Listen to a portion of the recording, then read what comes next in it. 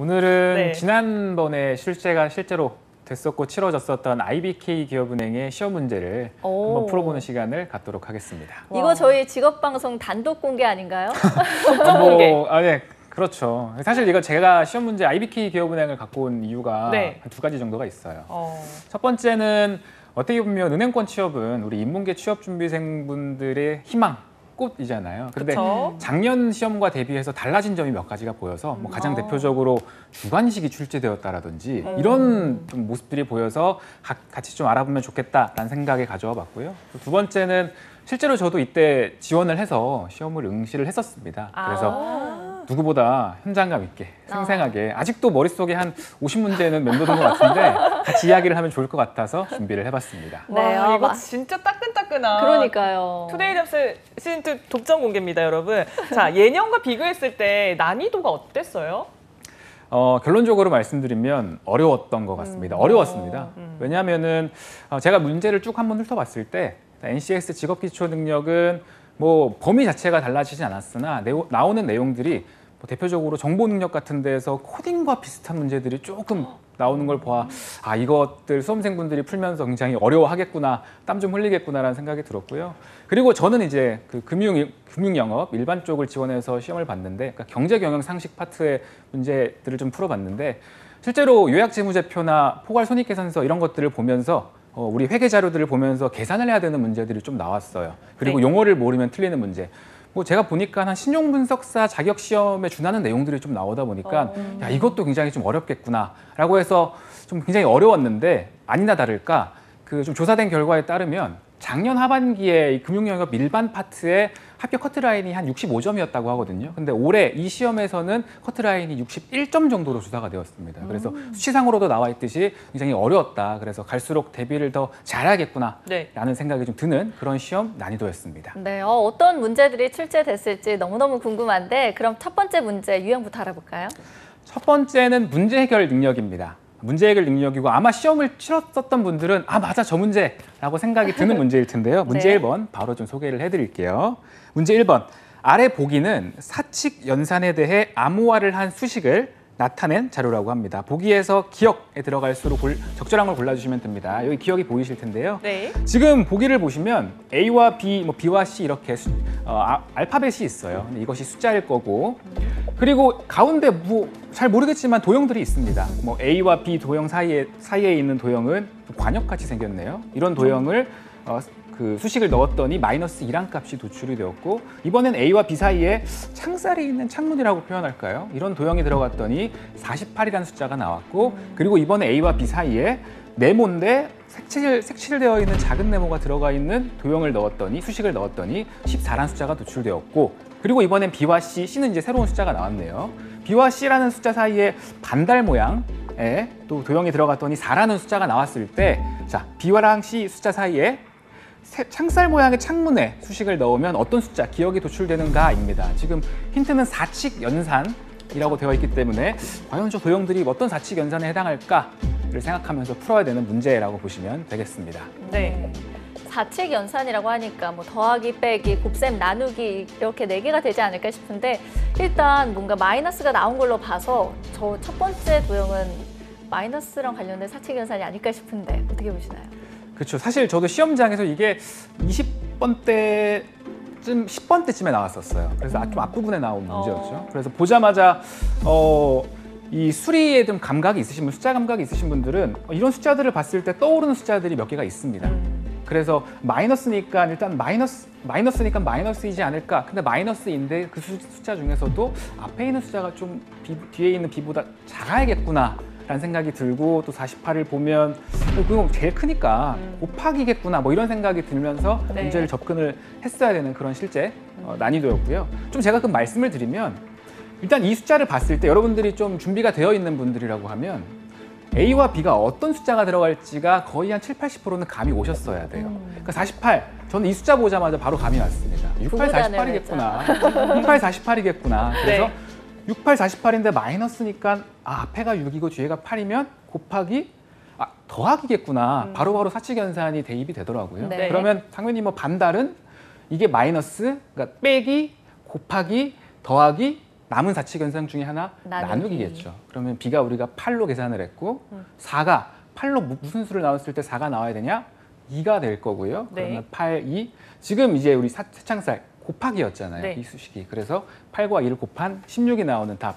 실제 시험장에서 이 정도 나왔을 때 만약에 여러분들이 이 문제를 맞닥뜨리게 되면 이런 유형 20초 안에는 풀어야 된다라고 좀 생각하시면 좋을 것 같아요. 보자마자 답을 웬만하면 유추해야 되는 그런 정도의 난이도라고 생각하시면 좋을 것 같습니다. 네, 역시 뭐 시간이 중요하지 않을까 하는 생각이 듭니다. 그럼 이어서 또 다음 문제 알아볼까요? 네. 다음 문제부터는 경제와 관련된 문제를 좀 가져왔습니다. 네. 실제 시험장에서도 앞부분이 NCS 직업기초능력의 내용이었으면 41번부터는 전공, 금융경제 혹은 디지털 분야에서는 디지털 쪽 문제가 나왔는데요. 이 문제는 그 직업기초능력 중에서도 직무수행 능력 중에서도 80번으로 기억이 나요. 80번으로 출제가 된 문제인데 그럼 제가 소개를 해드리겠습니다. 네. 경제 문제. 다음 상황에 해당하는 그래프로 적절한 것을 골라주시면 될 텐데요. 지금 상황은 어떤가요? 시장 가격이 P0 이상일 때는 수요가 일정하지만 P0 이하일 때는 가격과 수요는 음의 상관관계, 즉 반비례 관계를 갖는다라고 상황 설명이 되어 있습니다. 그래서 아래 그래프가 나와 있는데요. 1번, 2번 지금 보시면 가로축이 수요고 세로축이 가격이겠구나라는 것을 확인할 수가 있고 가격의 기준선인 P0 선이 나와 있습니다. 그래서 검은 선이 그래프 이 기울기나 아니면은 좀 해당 현황 내용을 보여준다고 생각하시면 좋을 것 같은데요. 지금 1번, 2번 보기는 뭐 이런 모양, 이런 모양이 되어 있고 3번, 4번 보기도 있어요. 마찬가지로 이 그래프가 제시되는데 이 그래프를 보고 앞서 언급한 이 상황에 맞춰서 문제를 풀 때 어떤 그래프가 가장 적절한가라는 것을 골라주시면 되는 문제입니다. 네, 뭐 일단 P0 이상일 땐 수요가 일정하다고 하니까 고정이 좀 되어 있어야 할 것 같은데 어떤가요, 강사님? 그렇죠. P0 가격 기준선 이상일 때는 수요가 일정한 것을 먼저 찾아야겠죠. 그럼 찾으면은 일단 우리가 바로 소거할 수 있는 보기들이 보입니다. 뭐 네. 지금 화면에 나와 있는 3번을 예로 들어 말씀을 드리면 P0 가격 기준선이 이렇게 나와 있어요. 근데 P0 가격 이상일 때는 수요가 일정해야 되는데 P0 가격 이상일 때는 수요가 어떤가요?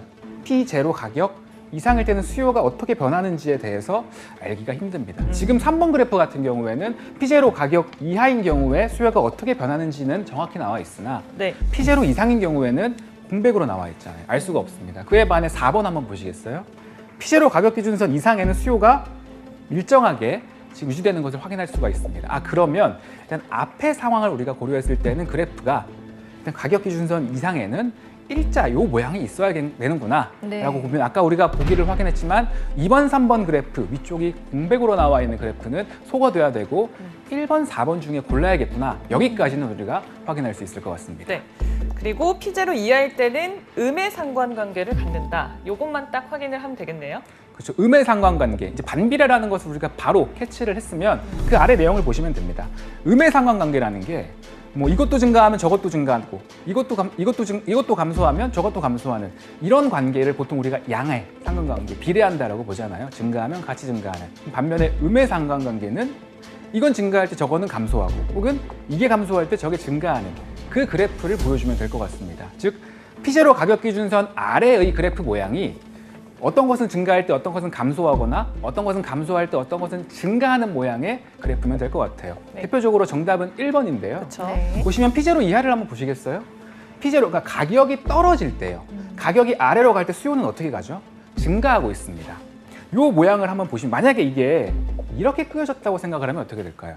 그러면 이렇게 끄어졌을 때는 가격이 감소할 때 수요 역시 감소하는 모습을 보이기 때문에 이것은 양의 상관관계가 되겠구나. 이 그래프가 저쪽으로 기울어져 있으면요. 그래서 이 두 상황을 모두 만족시키는 보기의 그래프는 1번이 되겠다라고 생각하시면 좋을 것 같습니다. 사실 이 문제도 한 20초 안에 바로 푸셔야 되는데 제가 아까 말씀드렸잖아요. 80번 문제라고. 네. 문제가 총 90개인데 80번이기 때문에 굉장히 쉬운 문제이지만 시간 관리를 못하면 앞에서 이 문제를 푸는 데 있어서 막 시간이 좀 촉박해지면 잘 보이지도 않고 그래서 맞아요. 실수할 확률이 굉장히 높기 때문에 그래서 제가 한번 좀 준비를 해본 문제이기도 합니다. 네, 뭐 그래프라고 어려워하지 마시고 하나씩 맞춰보면 좋지 않을까라는 생각이 드네요. 이어서 다음 문제 또 알아볼까요? 다음 문제는 대망의 주관식 문제입니다. 주관식 문제라서 좀 많은 분들이 당황하셨을 것 같은데 네. 제가 한번 문제를 좀 소개해드리도록 하겠습니다. 네. 경제 파트의 문제고요. 자, 다음 글의 빈칸에 들어갈 용어를 골라주시면 되겠습니다. 증권시장에서 증시의 갑작스런 붕괴를 빈칸 이것이라고 한다는데요. 지난 2006년 노벨 경제학상 수상자인 폴 크루그먼은 이것을 언급하면서 세계 경제의 큰 타격을 경고한 바 있는데 이후 2008년 9월과 10월은 1930년대 대공황을 넘은 세계 역사상 최악의 금융위기를 맞기도 했다고 합니다. 최근에는 코로나19 쇼크로 인해서 폭락한 증시에 대해 스티븐 로치 예일대 교수는 여러 매체를 통해 전형적인 이것 빈칸이라고 언급을 했는데요. 그는 코로나19가 2차 세계대전 이후 최악의 경기 침체를 촉발하고 있다고 경고했습니다. 이 빈칸에 들어갈 이 용어 어떤 것인지 주관식이었습니다. 골라주시면 고를 게 없네요. 맞춰야 됩니다. 네. 금융권 관련 전문 용어다 보니까 생소한 분들도 많았을 것 같아요. 그렇죠. 근데 사실 이게 주관식 문제긴 하지만 제가 문제를 이렇게 가져오긴 했지만 네. 실제 시험장에선 이 문제와 함께 약 한 16개 정도의 용어가 위에 제시가 됐습니다. 그 중에서 이제 고르는 건데 이게 또 되게 특이한 게 뭐였냐면 시험을 위한 OMR 카드를 2장을 받았었거든요. 그러니까 객관식용 OMR 카드, 주관식용 OMR 카드. 그러니까 이거 같은 경우에는 아까 제가 단어가 한 16가지 정도가 나열되어 있다고 했잖아요. 다 넘버링이 되어 있습니다. 1번 단어는 뭐, 2번 단어는 뭐. 여기에 들어갈 단어는 몇 번인가로 보통 고르는 거였어요. 이제 이게 주관식 OMR 카드에 마킹을 해야 되기 때문에 주관식 OMR 카드는 말씀드린 대로 막 10몇 번까지 입력을 체크를 해야 되기 때문에 조금 다르게 생기긴 했는데 그래도 번호를 입력한다는 측면 16개긴 하지만 보기가 제시되어 있다는 측면에서 포괄적으로는 객관식으로 볼 수 있으나 그래도 우리가 이 용어를 모르면 틀릴 수밖에 없는 그런 그렇죠. 문제라고 보시면 되겠습니다. 네. 그냥 뭔가 이런 붕괴 이런 거 보면 저는 약간 버블밖에 생각이 안 나는데. 버블 이런 것도 보기가 있었어요. 아, 16개 있었어요? 중에. 그래서 많은 분들이 함정에 빠질 수 있는. 전 빠졌을 것 같아요. 맞습니다. 서현 아나운서님. 보기가 많이 진짜 궁금하긴 네. 한데 저는 사실 정확한 금융 용어는 모르니까 그냥 뭔가 붕괴라고 했을 때 뭐 영어 번역했으면 클래시 뭐 이런 게 있지 않을까라는 추측을 해봤는데 어떨까요? 정답을 그럼 말씀드리면 네. 아마 코요테 모먼트라고 들어보셨나요? 오. 코요테 모먼트? 그게 보기에 있었는데 보기를 제가 16가지를 다 가져온 것은 아니지만 일단 코요테 모먼트라는 단어입니다. 그러니까 이게 일단은 좀 설명을 드리면 네. 코요테 모먼트는 내가 좀 두렵고 피하고 싶은 순간에 처해 있다는 걸 갑작스럽게 깨닫는 순간이라는 용어를 가지고 있어요. 이게 사실 코요테라는 그 만화에서 유래된 표현이긴 한데 이게 이제 증시, 주식시장으로 넘어오면서 증시의 갑작스런 붕괴를 의미한다고 하는 용어로 좀 사용이 되고요.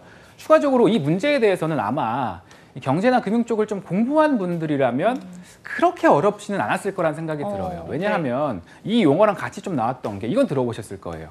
서킷 브레이커, 사이드카. 네. 그러니까 우리 코로나19 때문에 한 2, 3월 때 증시가 급락했었던 때가 있잖아요. 그래서 뭐 사이드카가 발동되었다. 서킷 브레이커 몇 단계다 이런 용어들이 나왔는데 그때 함께 나왔던 용어들이 이 코요테 모먼트도 그 중에 하나거든요. 그래서 아마 좀 올해 상반기 금융 이슈 그리고 사회적인 이슈 여러 가지 증시에 대해서도 관심을 가지셨던 분들은 코요테 모먼트를 어렵지 않게 고를 수 있지 않았을까라는 생각이 드는 문제였습니다. 네, 네. 뭐 시사 쪽 내용도 같이 알고 있으면 도움이 되긴 하겠네요. 이어서 다음 문제 또 알아볼까요? 다음 문제는 경영상식 문제입니다. 제가 문제가 많이 나오고 빨리 소개해드리고 싶어서 빠르게 진행하고 있는데요. 네, 이 좋아요. 문제 굉장히 좀 반가우실 거예요. 특히나 민영 아나운서님과 그쵸. 이거 아마 방송을 시청하신 분들도 기억하실 텐데 4월 달에 저희가 네. BCG 매트릭스를 다룬 적이 있습니다. 정확하게 했어요. 다뤘었는데 네. 그 문제가 정확하게 출제가 되었어요. 와. 그래서 저도 풀면서 너무 반갑더라고요. 이게 반갑네요. 세트 문제 4번, 5번으로 제시가 되어 있는데 네. 실제 시험장에서는 41번, 42번으로 출제가 되었습니다. 그래서 야 이거 무조건 이건 내가 맞춰야겠다라고 생각해서 이건 뭐 까먹을 수도 없더라고요. 제가 정확하게 또 기억을 해서 갖고 왔는데 한번 소개를 해드리도록 하겠습니다. 네. 문제 4번과 5번 먼저 좀 설명을 드리면요. 자, 아래 그림 1번과 2번은 2017년에서 2020년 전자책 시장 성장률과 2020년 전자책 시장 내의 ABCD 4개 이북 업체의 시장 점유율에 대한 자료라고 합니다. 자, 이때 이어지는 물음에 답해야 되는데요. 아래 제시된 그림을 보시면 그림 1번은 2017년, 2020년 근 한 3, 4년간의 전자책 시장 성장률이 나와요. 보면 바로 직관적으로 알 수 있듯이 성장하고 있네요. 네. 시장이 성장하고 있습니다. 산업이 성장해요. 그리고 오른쪽 그림을 보시면 2020년도에 이북 업체 시장 점유율인데요. 지금 이제 A, B, C, D 업체가 나와 있고 뭐 수치는 0.53, 0.18 이렇게 나와 있지만 그냥 쉽게 생각해서 53%, 시장 점유율이 18% 이렇게 보시면 좋을 것 같은데 눈에 띄는 게 지금 A 업체가 53%로 절반 이상을 차지하고 있고 굉장히 시장 지배적이구나, 점유율이 높구나라는 걸 알 수가 있고요. 반면에 C 업체는 3% 정도밖에 안 되네요. 제일 꼴찌 업체네요. 라는 것을 확인할 수 있는 정보 두 가지였습니다. 이걸 기반으로 이어지는 세트 문제를 푸셔야 되는데요. 이제 진짜 문제가 나갑니다. 문제 4번. 다음 중 BCG 매트릭스 상의 그림 2, C 업체가 속할 영역으로 적절한 것은입니다. 1번 캐시카우, 2번 스타, 3번 퀘스천 마크, 4번 도그. 어쩜 이렇게 보기까지 저희가 4월 달에 풀었었던 것과 동일하게 나왔는지 정말 반가운 문제인데 한번 풀어보시겠어요? C 업체가 속한 영역으로 적절한 것은입니다. 서연아 아나운서는 혹시 이거 본 적 있어요? 저는 BCG 매트릭스라는 이름은 처음 들어봐요. 그래서 익숙하진 않은데 아마 한번 접해보셨다니까 미정 아나운서 좀 쉽지 않았을까 하는데 어떨까요? 네, 이게 지금 상황이 시장은 더 활성하고 성장하고 있는데 업체는 성장하지 못하는 점유율이 그런 거의 꼴찌죠. 상황. 꼴찌잖아요. 그리고 사업 접어야죠. 사업 접어야 된다. 그러면 좀 접어야 될것 여기 같아요. 단어 중에서 안 좋은 것들 중에 답이 하나일 것 같은데 그렇죠. 안 좋은 것 중에 답이 하나 맞습니다. 제가 네. 좀 설명을 그러면 드릴게요. 네. 정답은 3번. 이거 뭐 하는 거 맞아? 라는 퀘스천 마크의 내용입니다. 설명을 잘 해주셨는데 지금 우리 그림에서 살펴봤듯이 이 산업은 굉장히 성장을 하고 있어요. 전자책 시장 굉장히 커지고 있다라는 것을 그림 1을 통해 알 수 있는데 그림 2를 통해 본 C 업체는 이게 3%밖에 안 되잖아요. 그래서 시장 점유율이 굉장히 낮네라는 상황입니다. 네. 그렇기 때문에 이걸 해야 될까 말아야 될까를 고민하는 퀘스천 마크가 맞고요. 요 그림은 제가 4월 달에 보여드렸었어요. 네. 이 네 가지, 이게 보스팅 컨설팅 그룹에서 만든 BCG 매트릭스 상의 네 가지 사분면입니다. 가로축을 보시면 시장 점유율로 보통 표현을 하고 세로축을 보시면 산업 성장률로 보통 표시를 해서 높고 낮음에 따라 어디에 우리 사업이 위치하는지를 보여주는 게 바로 BCG 매트릭스인데 뭐 조금 더 설명을 드리면 산업 성장률도 높고 산업이 굉장히 그러니까 시장이 성장을 하고 있고 그 속에서 우리도 점유율까지 높아요. 반짝반짝 빛난 사업이다라고 해서 스타라고 표현을 하고 산업은 성장이 조금 둔화됐어요. 성숙기에 들어갔어요. 하지만 우리가 역시나 시장 점유율이 높기 때문에 돈은 많이 벌어들이는 상태 캐시카우라고 보통 표현을 하는데 여기까지가 조금 좋은 거라고 하면 살짝 오른쪽으로 볼까요? 퀘스천 마크. 야, 산업은 계속 성장해. 이거 그때 제가 예시로 들은 게 전기자동차 시장이었었는데 산업은 계속 성장을 하는데 우리가 점유율이 낮다 보니까 해야 되는 게 맞을까라고 의문이 드는 상황. 퀘스천 마크. 반면에 시장도 쇠퇴하고 있고 그리고 우리 점유율도 낮고 이런 건 안 하는 게 낫겠죠. 그냥 이건 정말로 우리가 빠져나가는 게 좋은 이걸 비유적으로 도구라고 표현을 해요. 그래서 이 네 가지 사분면에 대한 내용을 BCG 매트릭스라는 걸 인지를 하고 있으면 이번 시험 문제 금방 41번이라고 표현한 이 문제 4번 빠르게 풀어낼 수 있을 거라고 생각이 듭니다. 네, 이거 진짜 한 번 보고 풀어봤으면 이 문제는 완전 캐젤일 것 같은데요. 맞습니다. 네. 아마 시험장에서 맞쌤의 이름을 외치지 않았을까. 사실 제가 마음속으로 한 10번은 외쳤던 것 같아요. 알겠습니다. 자, 다음 문제는 또 연결된 문제라고요? 맞습니다. 문제 5번도 이제 여기서 연결된 세트 문제인데요. 좀 소개를 해드리겠습니다. 네. 자, 다음 중 그림 2번에 이번엔 A 업체가 취할 전략으로 적절한 것은입니다. A 업체 아까 시장도 성장하는데 점유율까지 53%로 굉장히 높았죠. 네. 전자책 사업에 대한 축소 내지는 퇴출 전략이 가장 적절하다. 2번 자금과 마케팅 투자를 진행할 것인지 시장을 포기할 것인지를 결정한다. 3번 고도의 효율화를 통해 비용을 줄이고 수익을 최대한 창출하는 전략을 펼친다. 4번 시장 점유율 유지를 위해 투자를 지속 확대한다. 이 네 가지 중에 A 업체가 택할 전략 한 가지를 골라주시면 되겠습니다. 이건 뭐 시장도 커지고 있고 점유율도 높으면은 4번을 고르는 게 낫지 않을까요?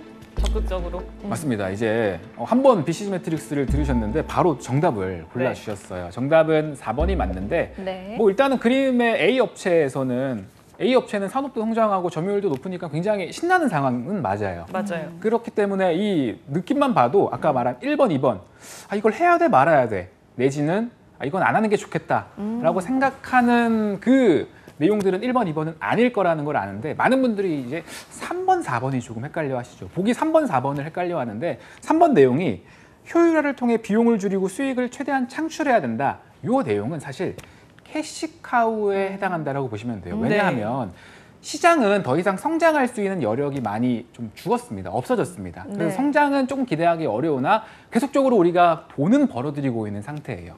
그렇게 되면 최대한 돈을 벌 수 있는 만큼 많이 벌어야겠잖아요. 그러면 돈을 버는 게 뭐죠? 당연히 매출 볼륨을 키우는 것도 있지만 그만큼 들어가는 비용 자체를 감소시키는 것도 돈을 많이 버는 하나의 방법일 것 같아요. 그래서 이 3번, 비용을 줄이고 수익을 극대화하는 것은 캐시카우에 적합하고요. 마지막에 시장 점유율까지 높은데 야 시장까지 성장한대, 야, 더 투자해볼까? 라고 생각하는 게 아까 말한 스타, A 업체가 택할 전략으로 적절하다 이렇게 볼 수 있을 것 같습니다. 네, IBK 기업은행 따끈따끈한 문제를 풀어오고 계신데 이제 마지막 문제 함께 살펴야겠죠? 마지막 문제입니다. 마지막은 이제 스왓 분석에 대한 문제가 나왔어요. 이것도 굉장히 많은 분들이 친숙한 그런 문제일 텐데 제가 빠르게 또 설명을 해드리겠습니다. 다 문제 6번입니다. 네. 다음 자료는 주방가구 업체의 스왓 분석 결과라고 합니다. 이에 근거해서 해당 기업이 추진할 전략으로 적절하지 않은 것 골라주시면 되는데요. 일단 스트렝스, 강점, 탁월한 제품 디자인, 차별화된 AS 시스템, 약점, 자체 R&D 인프라가 부족하고 수출국의 수는 많은데 수익성이 떨어지는 약점, 기회 요인이죠. 중소기업 및 스타트업 기업 육성을 위한 정부 정책의 활성화, 주방가구 시장의 패션화 그리고 고급화, 그리고 위험 요인, 주방가구 제품에 대한 글로벌 시장의 수요 감소, 국내 건설 경기, 부동산 경기 침체의 장기화, 요 분석 내용을 바탕으로 우리가 어떤 전략을 취해야 되는가? 보기 1번. 연구 개발 능력이 뛰어난 중소기업과 협업해서 시장을 공략한다. 2번. 다양한 국가에 더 많은 제품을 수출함으로써 매출을 확대한다. 3번. 우수한 디자인 역량을 활용해 프리미엄 주방가구 시장에 진출한다. 4번. 기존 내수 고객에게 주방가구 리모델링이나 인테리어 서비스 등을 제공한다. 자, 이 중에서 적절하지 않은 것 한 가지가 있습니다. 그것 골라주시면 되겠습니다. 네, 바로 시간 관계상 저희 답변을 한번 확인해 볼까요? 정답은 2번. 네. 바로 아마 맞춰주셨을 거라는 생각이 들어요. 왜냐하면 아까 약점이나 위험 요인을 봤을 때 수출국의 수는 일단 많은데 그쵸. 수익성이 떨어지잖아요. 수익이 뭐죠?